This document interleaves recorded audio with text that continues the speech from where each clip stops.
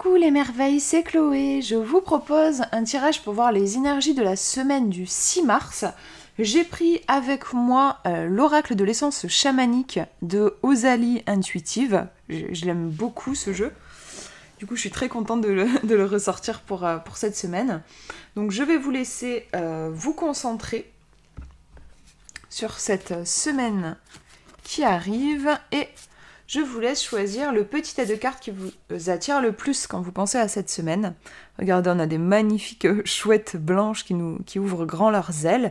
Donc je vous laisse choisir la carte qui vous attire le plus. Donc vous avez le premier tirage ici, le deuxième au milieu et le troisième là. Je vous laisse faire votre choix. Et on va regarder ensemble les cartes. Si vous avez choisi le premier tirage, première carte, parce qu'on va avoir deux cartes dans chaque tirage, la première carte, on a la quête de vision, avec une personne, je ne sais pas si c'est un homme ou une femme, en tout cas un être humain dans la forêt, qui est dans une position plutôt de réception, avec les bras ouverts, et on sent qu'il se passe quelque chose, presque au niveau de son aura, comme si elle était peut-être en train de se régénérer, ou de recevoir une information. En mots-clés, on nous parle de recherche, de quête de soi et d'introspection. Donc c'est une carte qui, pour moi, pourrait se rapprocher un petit peu de l'ermite dans le tarot, où en fait... c'est une carte qui va annoncer un besoin de s'isoler pour se retrouver, pour se ressourcer. Ça peut être un moment pas forcément évident où on va être confronté à nos peurs, se confronter à soi-même. Parfois, ça peut être effrayant. Voilà, je pense à la période du confinement qui a été très très mal vécue par pas mal de gens. Le fait d'un coup de se retrouver seul avec soi-même et ne plus être happé par toutes les sollicitations extérieures et tout ce qui peut nous détourner de nous-mêmes. Il y a des personnes que ça fait plonger même en dépression. Donc voilà, il y a quelque chose qui peut être aussi inconfortable là-dedans, mais en tout cas nécessaire. Il y a vraiment un besoin là de faire une coupure avec des sollicitations extérieures pour se retrouver. On est en recherche aussi ici de quelque chose, hein, clairement. On va regarder la deuxième carte pour avoir plus d'infos. Et on a le murmure du cerf qui nous parle d'innocence, de douceur et d'enfant intérieur. Donc c'est rigolo parce que quand on regarde les deux cartes, en fait, on pourrait raconter finalement une histoire. C'est-à-dire que là, on pourrait se dire, si on se met à la place du personnage, peut-être que j'ai décidé de partir en forêt comme un voyage initiatique parce que j'ai une question, une grande question qui arrête pas de me tourner dans la tête, j'arrive pas à trouver de réponse, je décide de partir dans la forêt pour recevoir un message de l'esprit des arbres ou de l'esprit de la forêt en général. Voilà, je pars sur un chemin et sur ce chemin je vais rencontrer un cerf, donc peut-être mon animal totem, et regardez là un peu la douceur de cette illustration, j'adore, avec les cheveux qui vont faire comme une sorte de câlin au cerf. Et ils se font un bisou même. Un bisou sur le front. Il y a énormément de tendresse, mais aussi un aspect protection. Est-ce que c'est le cerf qui protège la jeune femme ? Est-ce que c'est la jeune femme qui protège le cerf ? On a un peu des deux, en fait. J'ai l'impression qu'il y a quelque chose de réciproque. En tout cas, on a une connexion qui se fait. Là, on est en recherche de quelque chose, et là, on connecte. Peut-être qu'on cherche une connexion. Alors justement, une connexion avec quoi ? Peut-être une connexion avec son enfant intérieur. On nous parle d'enfant intérieur ici. Une connexion avec son enfant intérieur, une connexion avec son âme, une connexion avec ses guides. En tout cas, on est en recherche de quelque chose plutôt de l'ordre de la spiritualité, quelque chose de spirituel, quelque chose de sensible. C'est un tirage pour moi qui peut ressortir quand on peut avoir tendance à se perdre dans des choses un petit peu matérielles, un petit peu superficielles, et où finalement notre âme souffre parce qu'on n'est pas juste fait pour des choses qui n'ont pas de sens en fait. Ouais, je crois qu'il y a une histoire de quête aussi, peut-être de sens pour vous pour cette semaine. Bien sûr, le plus évident, on va dire, c'est reconnexion à l'enfant intérieur. Vous avez besoin de vous ressourcer, vous allez avoir besoin de vous ressourcer pour cette semaine, besoin de vous créer un cocon de douceur. Donc dans les conseils, oui, bien sûr, ça va être essayer de prendre du temps pour vous autant que vous le pouvez. Peut-être que vous vous êtes un peu éloigné de votre nature profonde. On a un espèce de retour aux sources ici, je pense, qui est important. Je réfléchis, j'essaie de voir ce que je peux vous dire. Ouais, il y a une reconnexion à la vie, en fait, avec un grand V.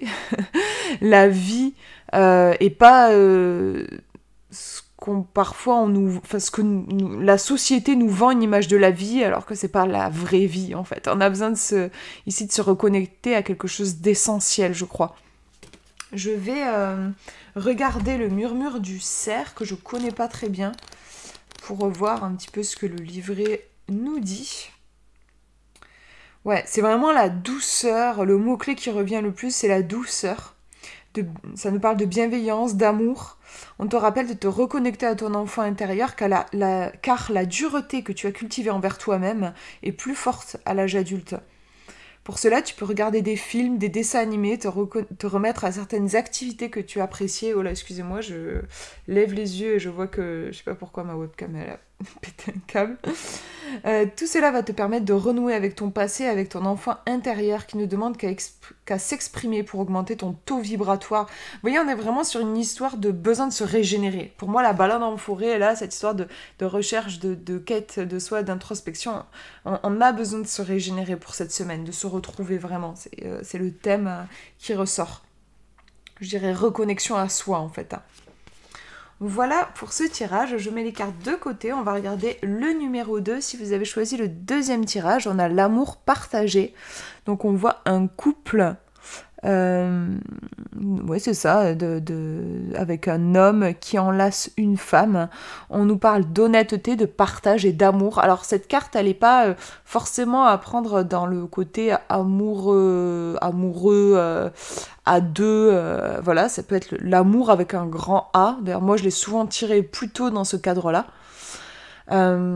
Pour moi, pour vous raconter un petit peu comment moi je l'ai perçu les fois où c'est sorti pour moi dans ma propre vie, c'était une invitation à ouvrir mon cœur, à être dans le donner, le recevoir, à être dans la connexion à l'autre, mais pas seulement même à l'autre, je dirais à la vie, de façon inconditionnelle, de pas attendre que la vie me fasse un cadeau pour lui sourire et pour m'ouvrir à elle. Il y a quelque chose d'assez sensible dans l'énergie de cette carte. Elle nous invite vraiment à une ouverture du cœur, en fait. Je vais regarder vite fait le livret pour vous dire quelques mots dessus. Donc c'est la numéro 21. Alors, elle nous dit « Tu es invité à te reconnecter à l'amour inconditionnel », voilà, c'est ça, et à l'amour universel à travers une forte connexion à ton chakra du cœur. En vivant avec amour à chaque instant, tu rencontreras une forme de plénitude qui te permettra de t'éveiller à la partie la plus sage et divine de ton être. Bon, voilà, en fait, c'était ce que je vous avais dit. Je vous lis pas tout, sinon ça va être un peu long. On a vraiment le chakra du cœur ici qui est important pour vous pour cette semaine. On vous invite à vous ouvrir à l'entraide, ne pas rester seul dans votre coin. Et on vous invite à cultiver la gratitude. On vous dit par exemple dire à quelqu'un que vous l'appréciez et préciser, enfin voilà, en fait pas juste dire merci, mais dire merci pour ça parce que ça m'a apporté telle chose. C'est toujours plus nourrissant quand on précise les choses. Donc voilà, on retrouve ici cette ouverture vraiment du cœur. On va regarder la deuxième carte. Ouais, on est vraiment, je disais, il y a quelque chose de sensible dans la carte précédente. On retrouve avec la déesse Sedna cette sensibilité, puisqu'on est sur l'élément eau, avec une déesse et un dauphin. Alors le dauphin, en plus, je sais que parfois, il est relié à la communication. Donc ça vient renforcer aussi le message de la carte précédente. L'eau aussi, c'est un élément qui circule beaucoup. Fait penser à la communication qui circule, ouvrir son cœur. Voilà, il y a vraiment cette idée. Ici, vous avez besoin pour cette semaine d'ouvrir un petit peu les portes. Vous serez invité probablement à le faire. On nous parle de donc l'élément eau, la valeur et l'estime. Donc on retrouve aussi le thème de l'amour inconditionnel. Alors ici, plutôt l'amour de soi, reconnaître sa propre valeur, prendre soin de soi. Là, moi, je vois vraiment deux thèmes majeurs. L'amour de soi, l'amour inconditionnel, et s'ouvrir à l'autre, la communication, être dans un rapport sensible à l'autre. C'est-à-dire pas juste considérer l'autre comme une personne détachée de soi-même, mais prendre conscience qu'on est tous unis dans le fond, et que ce qu'on fait à l'autre, on le fait aussi à soi-même. Et donc, avoir cette sensibilité-là d'être doux avec l'autre, comme on aimerait qu'on soit doux avec nous, d'apporter le soin qu'on aimerait recevoir aussi dans la relation. Il y a une invitation à ça, je pense, ici. On va regarder, donc c'est le numéro 44. Je vais vous lire quelques mots sur la déesse.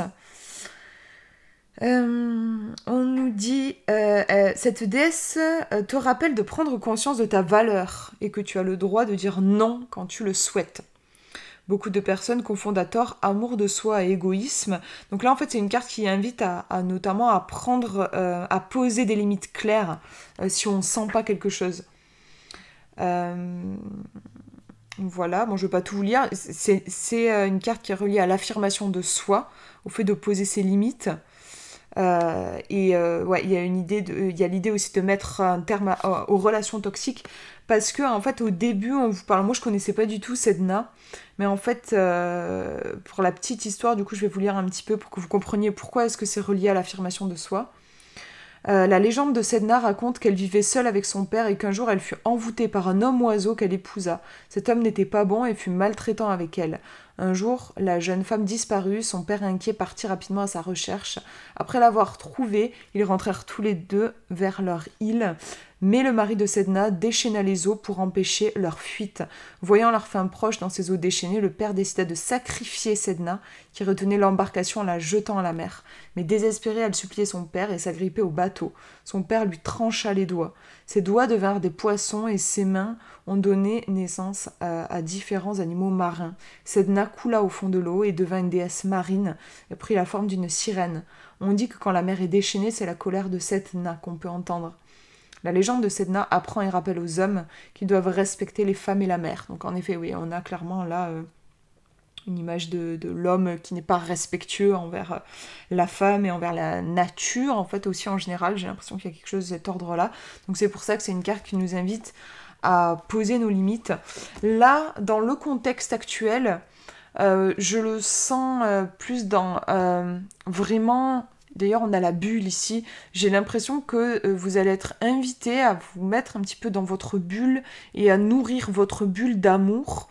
C'est vrai qu'avec l'apparition de Sedna en deuxième position, j'ai peut-être l'impression, j'ai peut-être envie de préciser le message et de dire, moi je vous disais, ouvrez grand les portes, ouvrez-vous. Est-ce que finalement, avec Sedna, qui quand même est très relié au fait de poser ses limites, est-ce qu'on n'est pas sur un message plus de amour de soi ?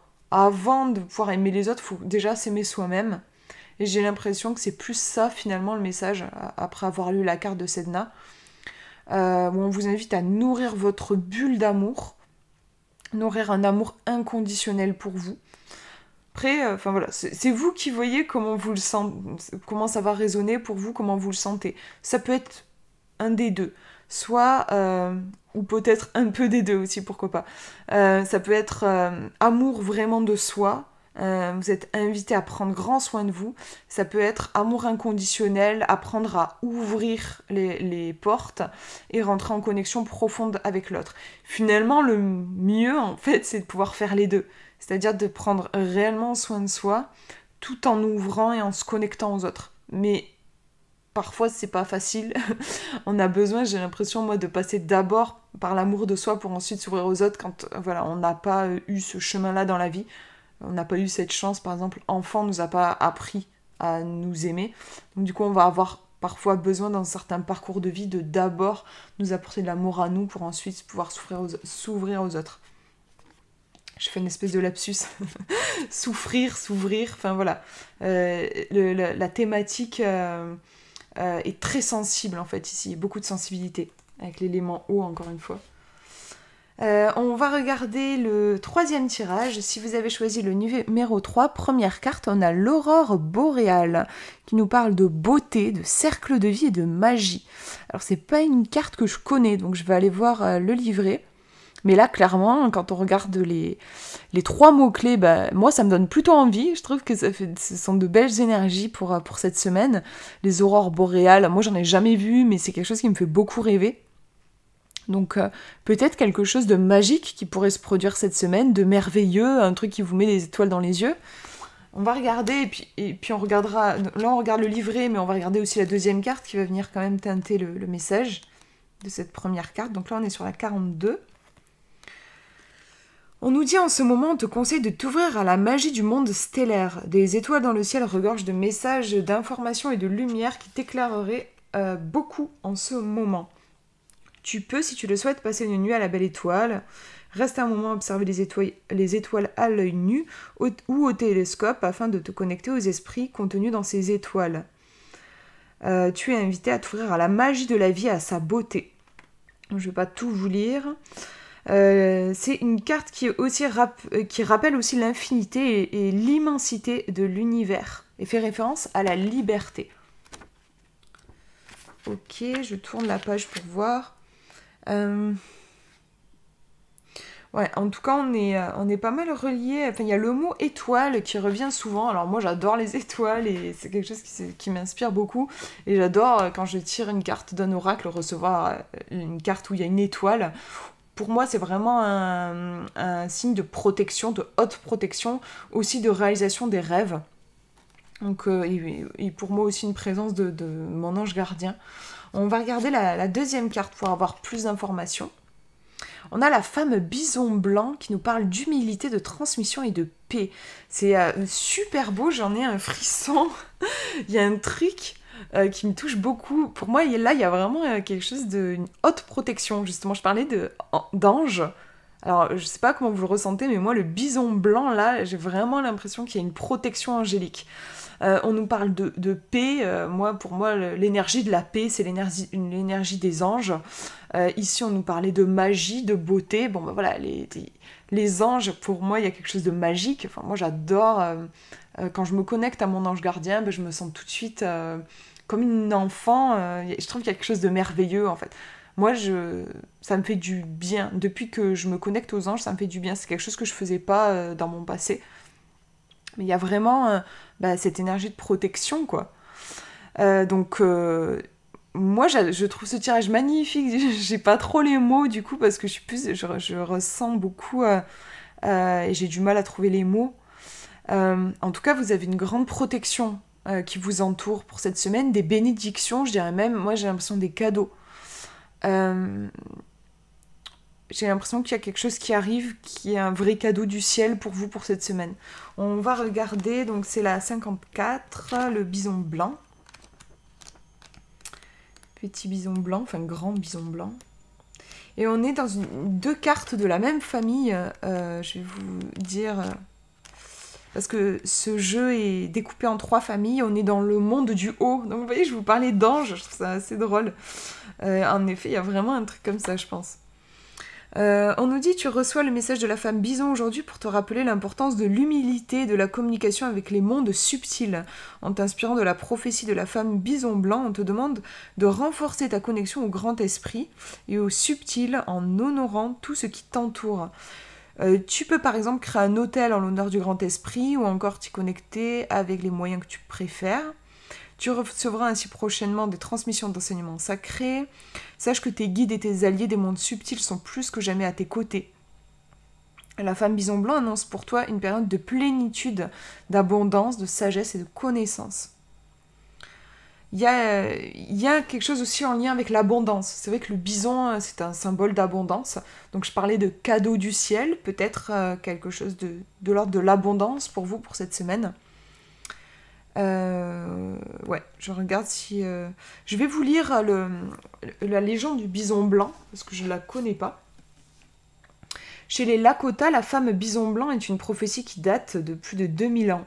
Pendant une période difficile de grande famine et de guerre, 2 jeunes guerriers tentaient de trouver du gibier et chassaient quand soudain une jeune femme magnifique aux allures d'ange, c'est trop drôle, enveloppée d'une lumière blanche, apparut accompagnée d'un bison blanc. Un des guerriers n'hésita pas à l'approcher pour la toucher, et avant même d'avoir effleuré sa peau, un nuage sombre se forma au-dessus de sa tête et un éclair s'abattit sur lui. Il fut immédiatement carbonisé.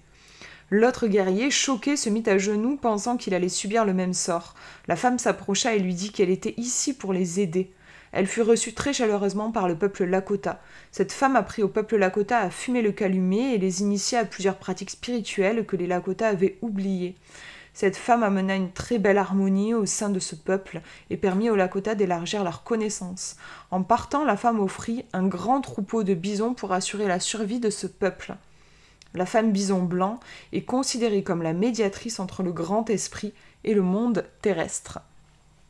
Donc oui, un messager entre le monde d'en haut et le monde dans lequel on est incarné nous. Et ici, on avait les aurores boréales, donc présentes dans le ciel, une forme quelque chose qui ressemble vraiment à de la magie et qui vient éclairer notre vie. Donc je trouve que c'est vraiment un tirage très lumineux et je pense qu'il y a de beaux cadeaux qui vont arriver pour vous pour cette semaine. Voilà pour ces tirages, j'espère que ça vous aura parlé, je vous fais de gros bisous, prenez bien soin de vous.